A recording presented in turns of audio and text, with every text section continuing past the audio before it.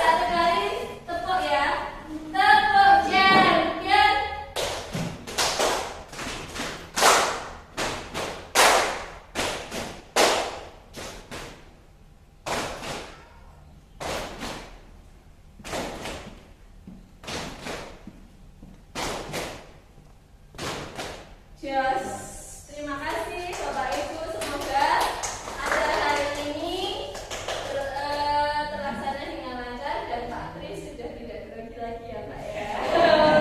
Terima kasih. Terima kasih Bu Anita yang bisa mencairkan suasana diseminasi ini. Langsung saja ke materinya. Kenapa sih harus budaya positif ya? Yang pertama, filosofi yang kita gunakan adalah filosofi dari Bapak Pendidikan kita, Ki Hajar Dewantoro. Kurang lebih kalimat yang diucapkan seperti ini. Kita ambil contoh perbandingan dengan hidup tumbuh-tumbuhan seorang petani yang menanam padi. Jadi di sini maksudnya itu peserta didik itu diibaratkan padi, sedangkan seorang guru diibaratkan sebagai seorang petani. Misalkan hanya dapat menuntun tubuhnya padi, jadi guru itu cuma dapat menuntun saja, menuntun peserta didik. Ia dapat memperbaiki kondisi tanah, memelihara tanaman padi, memberi pupuk dan air, membasmi ulat-ulat atau jamur-jamur yang mengganggu hidup tanaman padi dan lain sebagainya. Makanya di sekolah itu perlu yang namanya budaya positif. Dengan adanya budaya positif, maka nanti akan tercipta lingkungan yang positif. Lingkungan positif itu bisa terciptakan dari lingkungan kelas terlebih dahulu. Nah, sesuai dengan Standar Nasional Pendidikan pasal 12, yang dimaksud dengan lingkungan positif itu adalah lingkungan yang interaktif, inspiratif, menyenangkan dan menantang, memotivasi peserta didik untuk berpartisipasi aktif, dan memberikan ruang untuk anak tumbuh dan berkembang.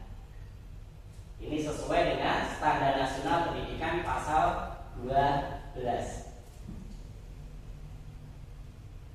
Nah, biar Bapak Ibu tahu tentang budaya positif, kami menyajikan 6 materi pada diseminasi ini. Yang pertama yaitu disiplin positif dan nilai-nilai kebajikan universal. Yang kedua, teori motivasi, hukuman dan penghargaan, restitusi. Yang ketiga, keyakinan kelas. Jadi inilah yang dapat menciptakan nanti budaya positif. Jadi utamanya adalah keyakinan kelas ini. Kemudian yang keempat, kebutuhan dasar manusia dan dunia berkualitas. Yang kelima, posisi kontrol. Dan yang keenam adalah segitiga restitusi. Nah, sebelum saya lanjutkan coba ini, coba setuju atau tidak setuju Bapak Ibu. Yang pertama, kalau ada pertanyaan, benar nggak hukuman itu dapat mendisiplinkan anak? Setuju tidak setuju? Tidak setuju. Nanti kita akan tahu jawabannya di belakang. Yang kedua, pemberian hukuman dengan hal positif seperti membaca atau membersihkan halaman sekolah dapat meningkatkan disiplin anak. Setuju atau tidak setuju? Setuju. Setuju ya, kita tahu. Ya. Yang nomor 3, ini yang kebiasaan yang telah kita lakukan ya biasanya ini.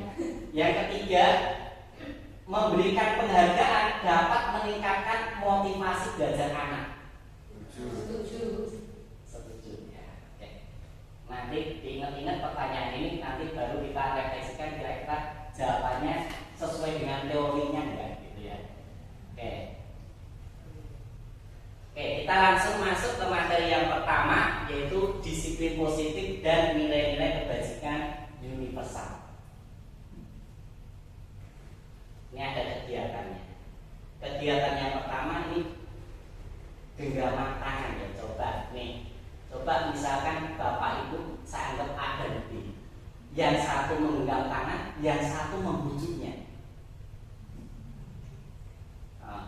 Jadi dalam genggaman tangan ini, bayangkan Bapak Ibu menggenggam sesuatu yang sangat penting, yang tidak mau diberikan orang lain. Itu tugasnya si A. Sedangkan tugasnya si B membujuk untuk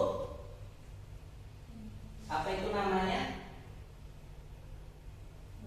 Melepaskan genggaman. Kira-kira gimana kira-kira?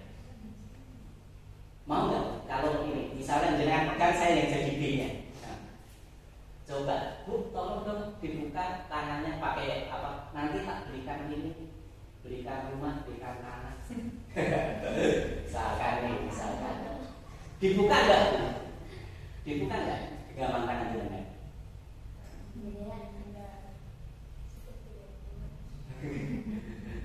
Coba kalau saya punya genggaman tangan juga, kita balik lagi, si A jadi si B, B jadi si A.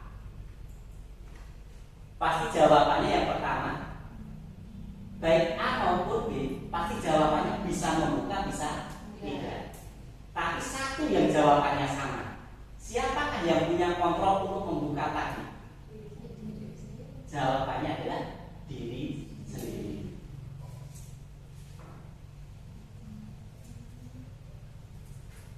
Makanya dari teori ini yang sering salah persepsi kita. Mau teori kontrol. Jadi ilusi bahwa guru itu dapat mengontrol murid. Ya. Yang kedua, ilusi kalau bahwa kritik dapat membuat orang merasa bersalah dan menguatkan karakter. Itu menurut teori kontrol salah. Yang ketiga, ilusi bahwa semua penguatan positif itu efektif dan bermanfaat. Yang terakhir, ilusi bahwa orang dewasa itu memiliki hak untuk memaksa. Jadi itu semua tidak benar. Oke. Nah, ini hubungannya. Jadi dari sini monggo kita ubah paradigma kita. Dari awalnya teori stimulus respon, ya pasti kita diajarkan teori ini. Kita ubah menjadi teori kontrol. Jadi yang mempunyai kekuasaan itu adalah peserta didik atau seorang guru. Dia mau menerima pelajaran atau tidak itu tergantung peserta didik. Oke. Nih. Makanya apa yang salah dari ini? Apa yang harus kita ubah? Nih, sesuai dengan Stephen, ya, dalam bukunya Principle tahun 1991.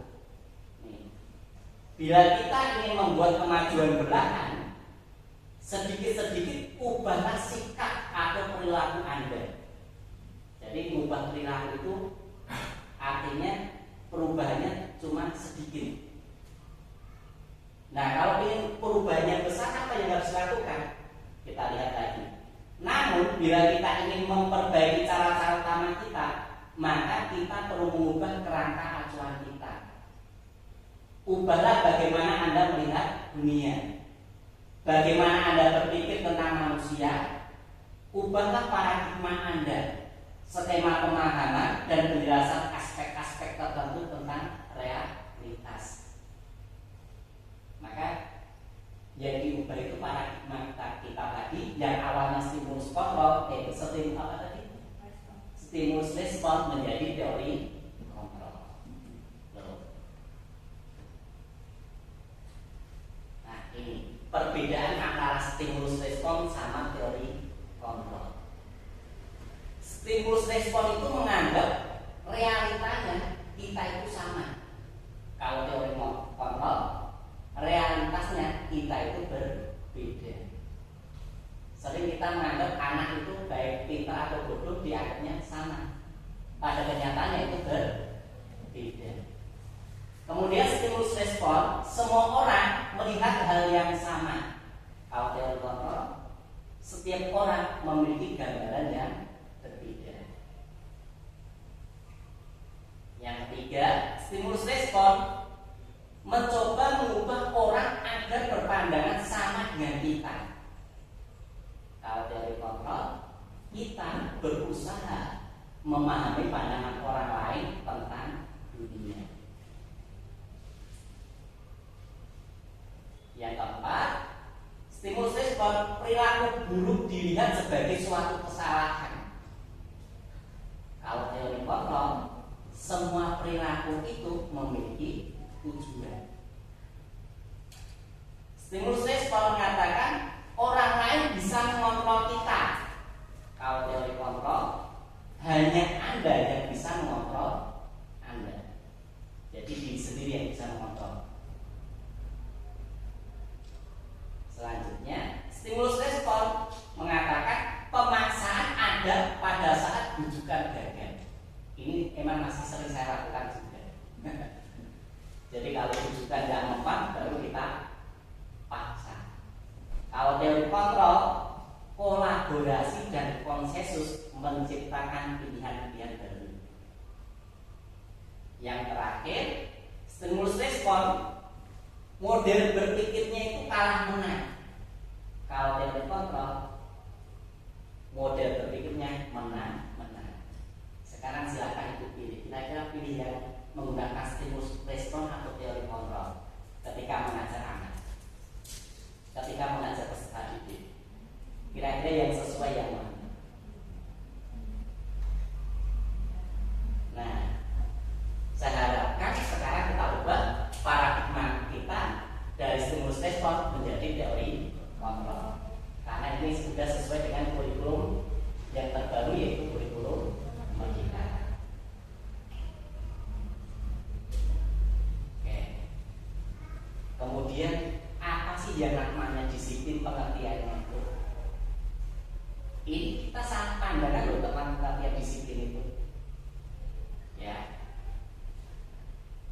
Disiplin itu berasal dari bahasa Latin yang namanya disiplina, yang artinya belajar.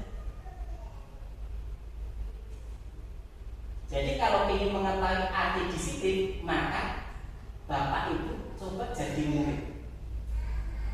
murid zaman dulu. Yang ingin jadi murid itu murid atau gurunya? Balik ya. Yang ingin jadi murid, yang ingin jadi gimana ya? Yang mencari murid itu guru atau murid ingin jadi murid? Kalau zaman dulu itu orang yang pintar pinginnya orang yang pintar biasanya orang-orang pada datang untuk jadi murid. Ya, jadi ketika guru mau ngomong pun pasti didengar karena memang kebutuhan murid sendiri yang ingin jadi orang pintar. Gitu. Tapi sekarang salah artinya. Jadi disiplin itu telah berubah menjadi sesuatu, ini pandangan umum, sesuatu yang dilakukan seseorang pada orang lain untuk mendapatkan kepatuhan. Itu yang namanya disiplin saat ini. Makanya ketika menjalankan kedisiplinan pasti ada rasa tidak nyaman. Ya, pasti itu. Oke. Jalankan lagi. Nah, ini pengertian disiplin dari Ki Hajar Dewantara. Ya, kita bayangkan Ki Hajar Dewantara itu lahir atau besar pada kondisi masa penjajahan. Ya. Ini kalimatnya kurang lebih seperti ini. Di mana ada kemerdekaan, disitulah harus ada disiplin yang kuat. Sungguh pun disiplin itu bersifat self-disiplin, yaitu kita sendiri yang mewajibkan kita dengan sekeras-kerasnya.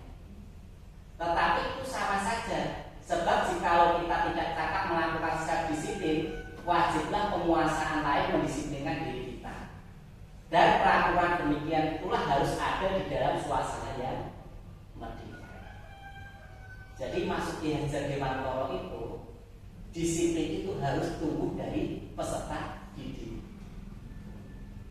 Kalau tidak bisa, ya harus bisa gitu. Kalau bisa ya harus ditumbuhkan. Cara menumbuhkan gimana? Makanya kita butuh buat peraturan. Peraturan itu dibuat tujuannya apa? Untuk menumbuhkan yang namanya self disiplin. Nah, ini. Ya.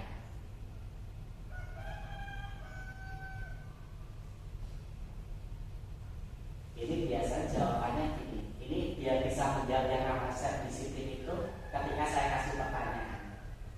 Ketika kita naik motor, ya, kita memakai helm. Kenapa kita memakai helm?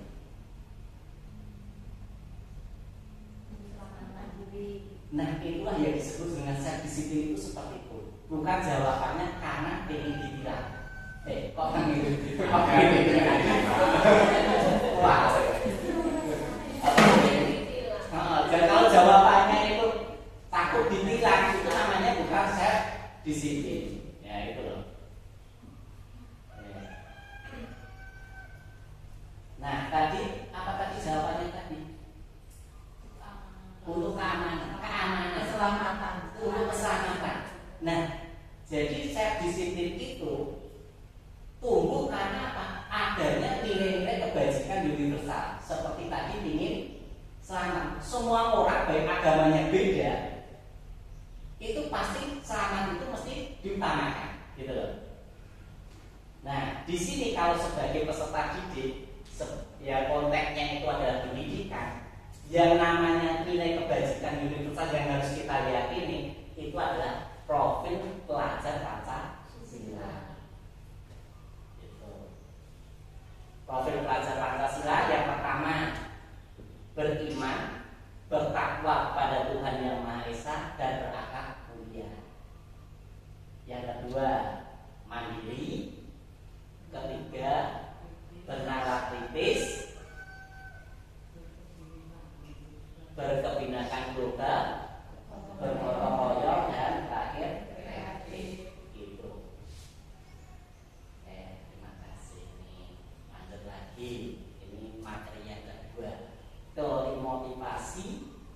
hukuman dan penghargaan serta restitusi. Ini dikenakan yang baru yaitu restitusi. Jadi diharapkan nanti ketika ada siswa yang melanggar aturan, yang berperilaku tidak normal, tidak sesuai keyakinan, itu diharapkan kita bisa melakukan yang namanya restitusi, bukan menghukum atau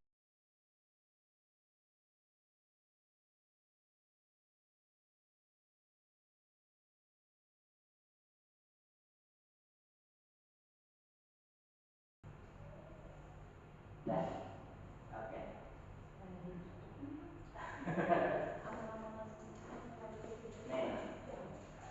Nih, 5 posisi kontrol guru mana tadi? Ini ya.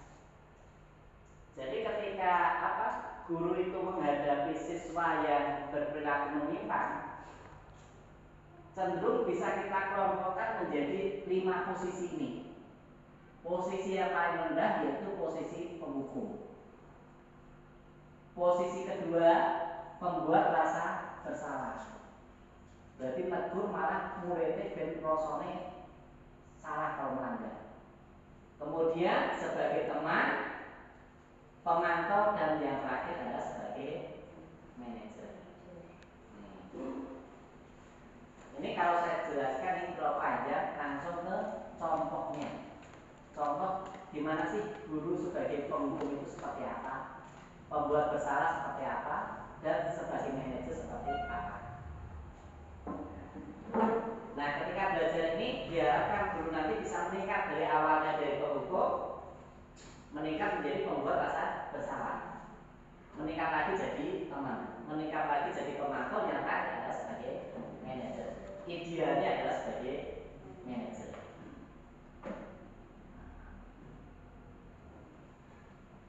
Nih, contoh tindakan guru sebagai penghukum. Salam bahagia Ibu dan Bapak guru hebat dalam penerapan disiplin.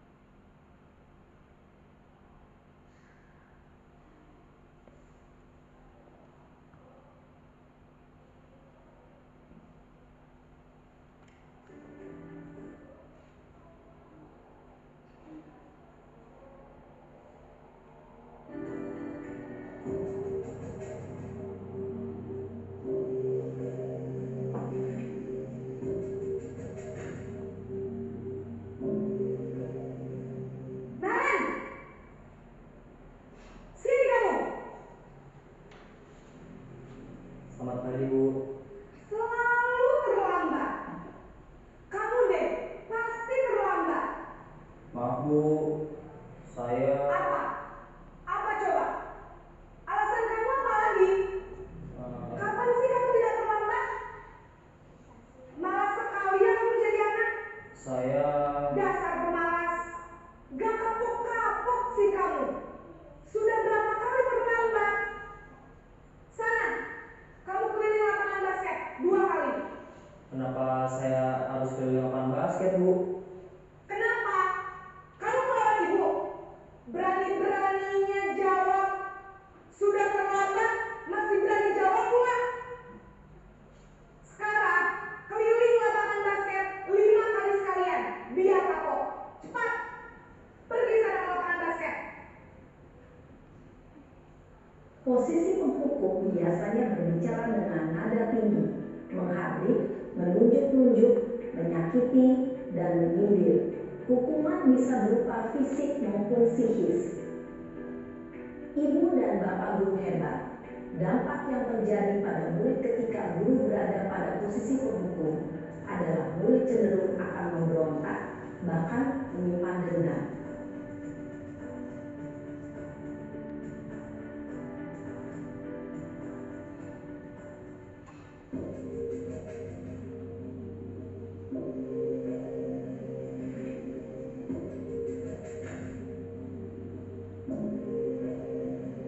Naren,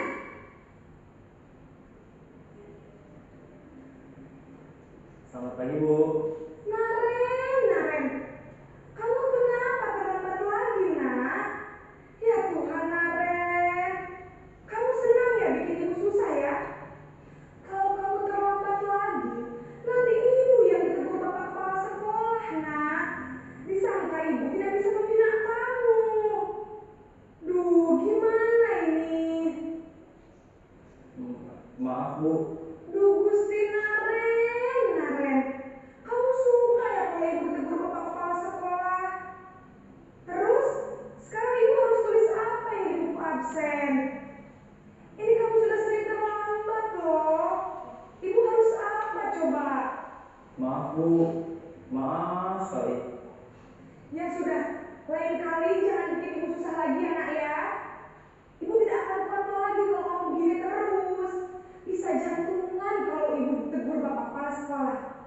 Sana cepat ke kelas. Maaf ya, Bu. Maaf sekali. Posisi pembuat rasa bersalah berbicara dengan nada tenang, cenderung lembut, namun kata-kata yang diutarakan membuat murid merasa menjadi orang yang gagal, memandang buruk dirinya sendiri, merasa tidak berharga, dan tidak sanggup membahagiakan orang lain. Ketika guru mengambil posisi pembuat rasa bersalah, murid akan menganggap dirinya yang bersalah dan ia akan menyimpan emosi negatif tersebut di dalam dirinya.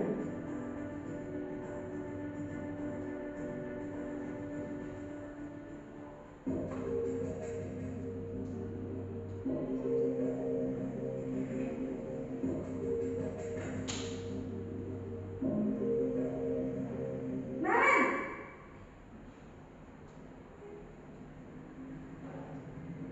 Selamat pagi, Bu. wah, sudah jam berapa ini, nak? Terlambat lagi ya, sayang. Iya, Bu. Habis ibu saya lupa membangunkan saya, Bu.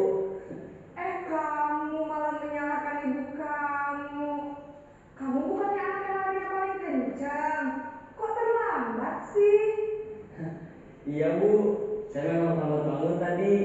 Jadi biarpun saya lari kencang, tetap gak kekejar, Bu. Ya sudah sana. Nanti lain kali larinya lebih kencang lagi ya. Biar gak terlambat lagi. Bikin senang ibu. Demi ibu. Bisa kan? Bisa lah, Bu. Ya sudah sana masuk kelas. Ibu beresin urusan absen kamu. Kamu ini ada-ada saja. Dalam posisi teman, guru berbicara dengan nada suara ramah, akrab, cenderung bersenda gurau untuk menjaga suasana tetap santai. Murid akan merasa senang, aman, dan akrab dengan guru. Identitas yang tercipta adalah identitas sukses atau berhasil. Namun, perlu diingat, karena ini masih dorongan eksternal, maka ada faktor ketergantungan dari murid kepada orang tertentu. Di sini guru absennya, sehingga di lain waktu murid bisa berperilaku baik, namun hanya kepada orang-orang tertentu saja.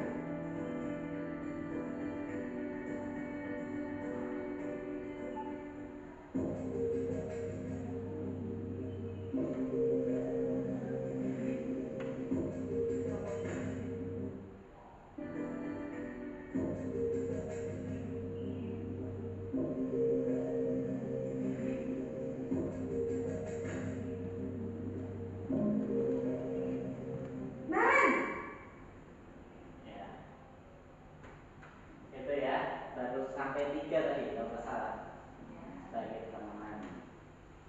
Oke, saya lanjutkan lagi tentang segitiga restitusi.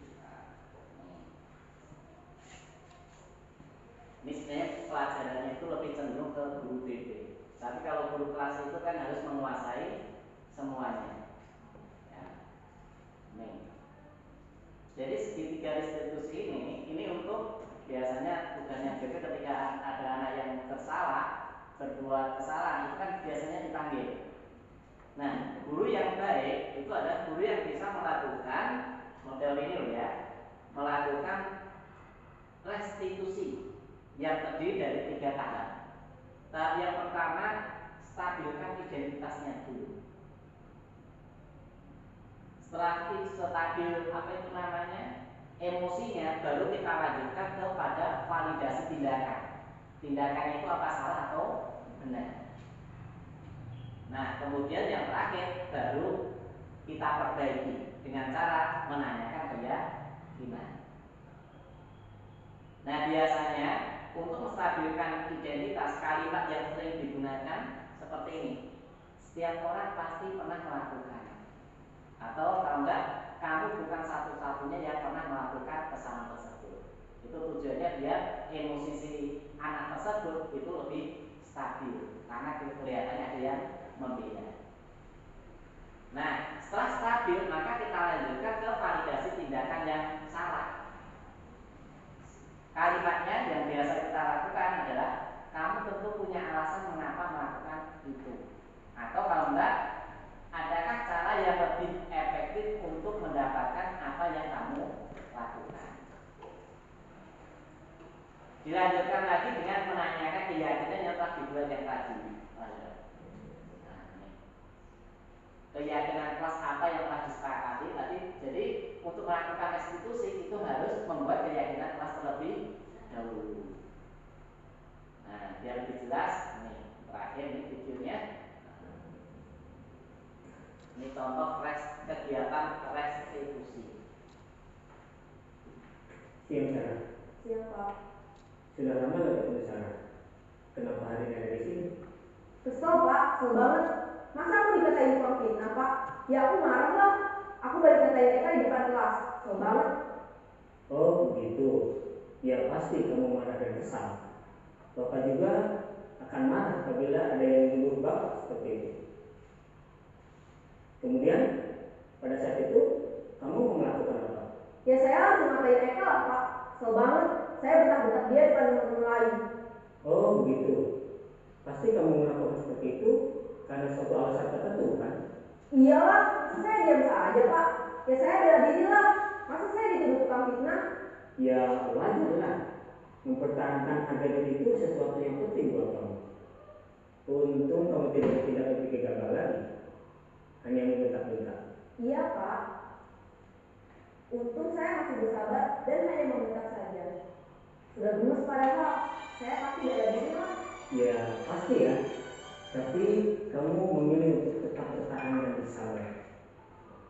Kamu memilih untuk tidak berbuat lebih parah lagi kan? Iya.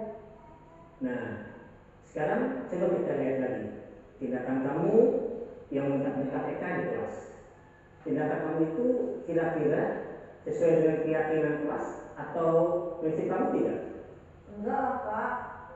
Capek Pak jadi pemarah. Jadi keyakinan atau prinsip mana yang kurang sesuai dengan keinginan kamu? Ya, saya sebenarnya sangat menghargai orang lain. Mungkin saat itu saya menjadi emosi, jadi tidak menunjukkan sikap itu. Kamu meyakini tidak? Menghargai orang lain itu penting buat kamu. Yakin lah Pak. Iya, setuju. Kita harus saling menghargai. Namun, ada juga keyakinan yang kita sepakati yang perlu kita jalankan apabila kita sedang marah, kan? Ya saya bisa lebih proaktif, mulai dengan diri sendiri. Saya bisa jadi lebih bersabar, mengambil waktu jeda untuk berpikir mau apa selanjutnya. Kira-kira kamu bersedia memperbaiki masalah ini tidak? Bersedia Pak. Kalau kamu memperbaiki masalah ini, kamu akan menjadi orang seperti apa? Saya akan menjadi orang yang bertanggung jawab kali ya Pak. Dan senantiasa proaktif. Iya, menurut kamu bagaimana rasanya menjadi orang seperti itu? Ya nyaman lah, bangga bisa bersabar dan menghadapi. Baiklah kalau begitu. Yuk kita pikirkan bagaimana memperbaiki masalah ini.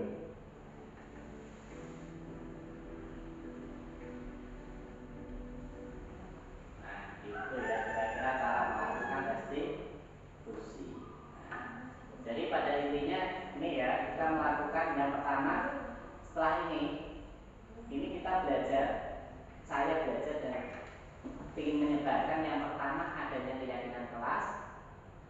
Kemudian guru itu kalau memarahi itu bisa berperan sebagai manajerial, dan kemudian ketika berhadapan dengan siswa yang salah itu bisa melakukan yang namanya tindakan restitusi.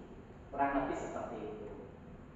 Nah, oke, yang ini mungkin apa yang saya sampaikan ada yang bisa memberikan refleksi. Kira-kira apa yang saya sampaikan tadi? Monggo Bu.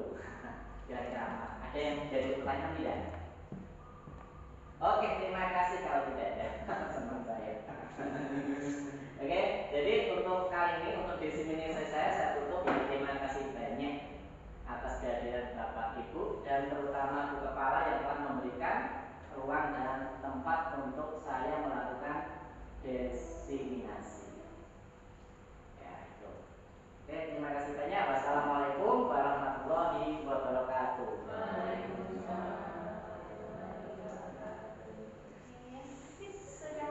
Cut ya. Stop ya.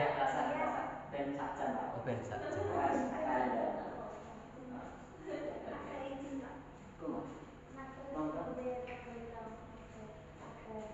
Monggo, enten namun saya.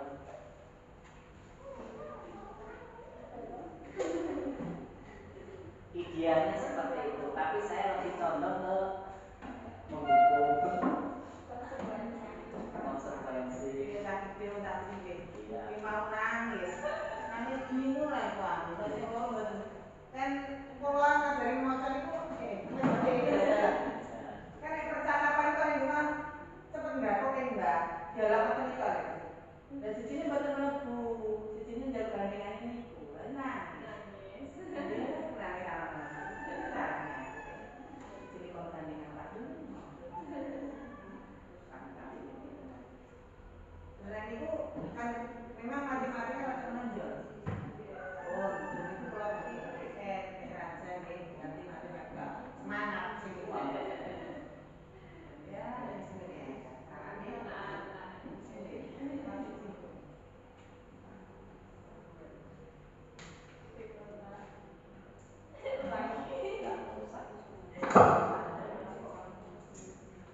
Yang tadi kenalnya dengan apa sih jawab? Nah ini jawab hasil kita video 1 jam lebih 2 menit atau berapa menit? apa? Sampai kan 10 menit kan? Berarti pasti tambahin lagi. Karena penilaiannya itu bukan benar atau salah. Penilaiannya itu udah ada 1 jam, misalkan udah ditentukan 1 jam sampai 180 menit, nilainya pokoknya 4. Ada skalanya.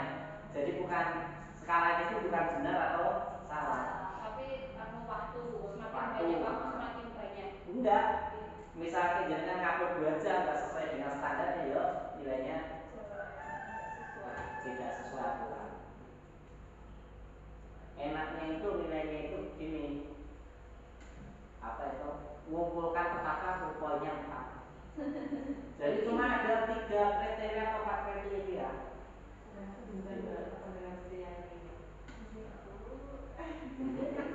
Kalau kita sebelumnya kita kan sebelumnya nilai ya benar salah sesuai dengan kali ini kalau di CGP itu enggak gitu. Gitu. Enak pokoknya. Jadi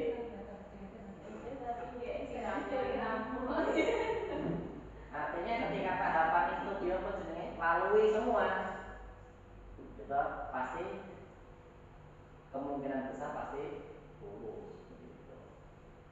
Jadi pengen PPG sih.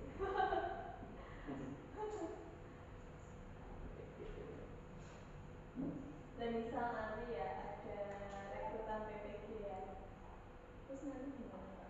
Mengundurkan diri? Nggak usah, jalanin dua-duanya.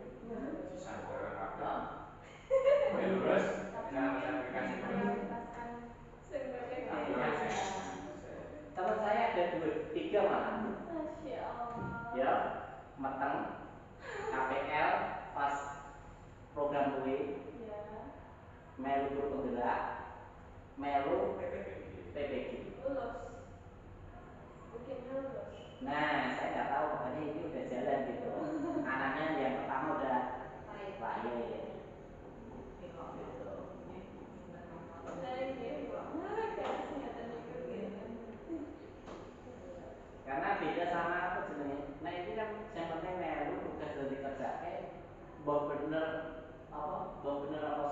gak jadi masalah. Yang penting Yang penting kewajiban. kewajiban. Terus mengumpulkan tepat waktu, wis selesai. Tapi saya dari kesimpulannya itu mirip kurtilas bagian KI 1 KI 2 ya. Iya. Mirip. Cuma ini lebih ke kayak apa ya Pak? Prosesnya lebih panjang buat melaksanakan ini. Soalnya kan menyadarkan muridnya dulu, kan itu juga butuh waktu yang lama.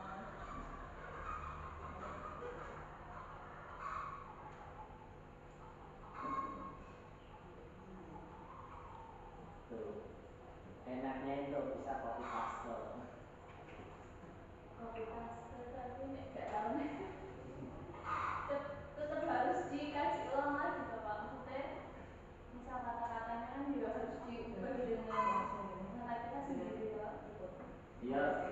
Sebenarnya di awal CGP itu udah dikasih materi tentang caranya dulu. Karena ketahuan ternyata banyak CGP tahun lalu itu cuma copy paste. Kayak plagiat. Plagiat.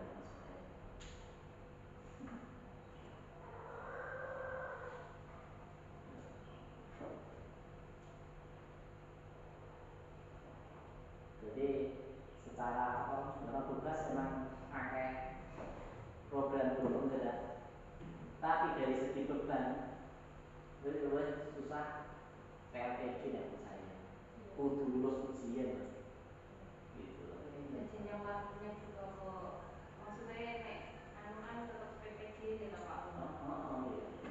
Kalau CGP CGP kan CGP.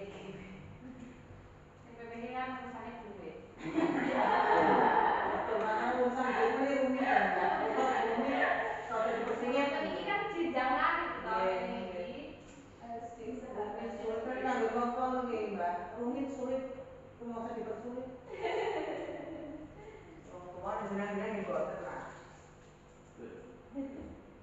Kami mau. Kalau saya paling susah ini kegiatan ini. Susah ya Pak. Karena kayak ngomong.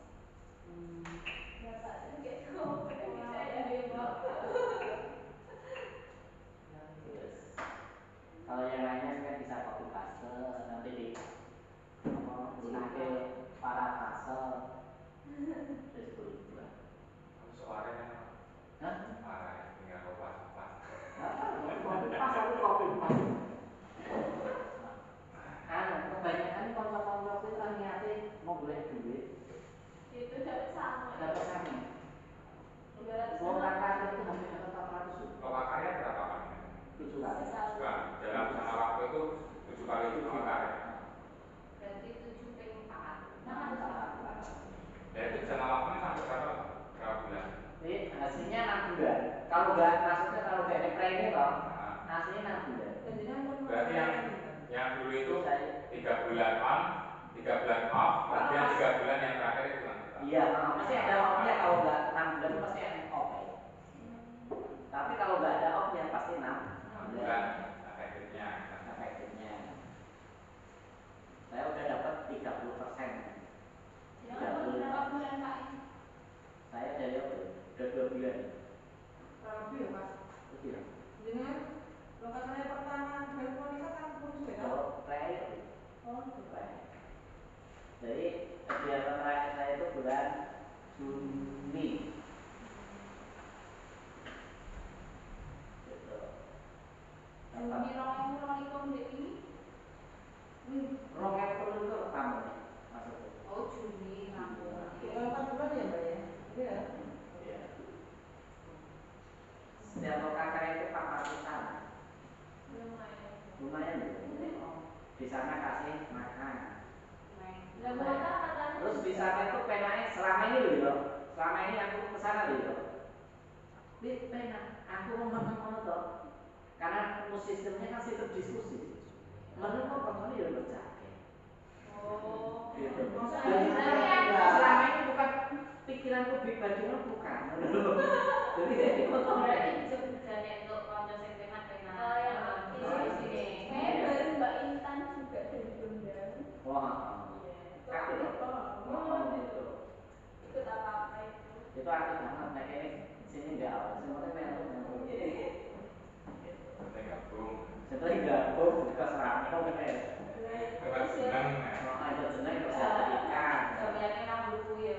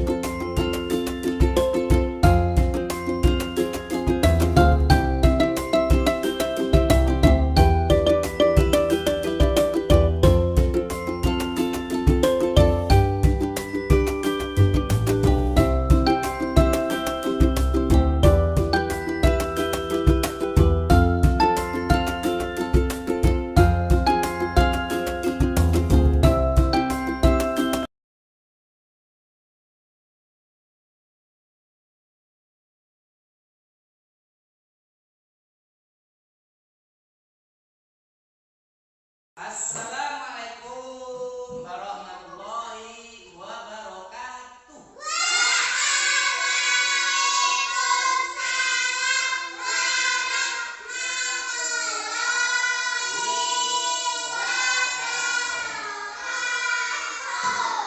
Selamat pagi.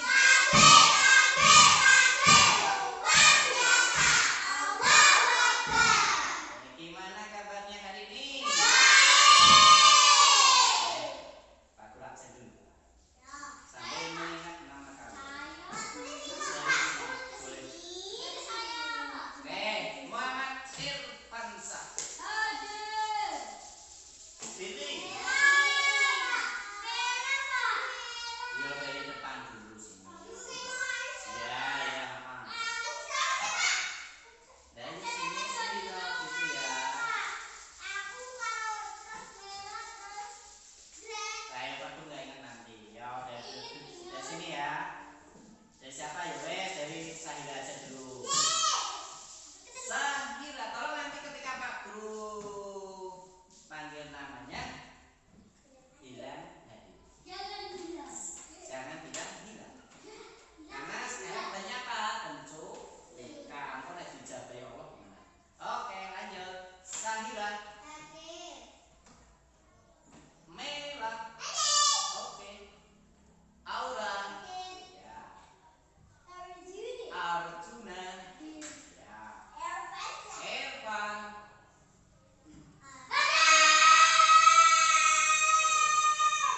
Oke. Bin.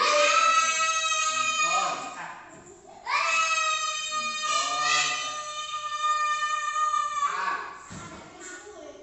Iya. Oh, Evan lagi tak jadi ini lah. Billy. Oke. Metis. Oke.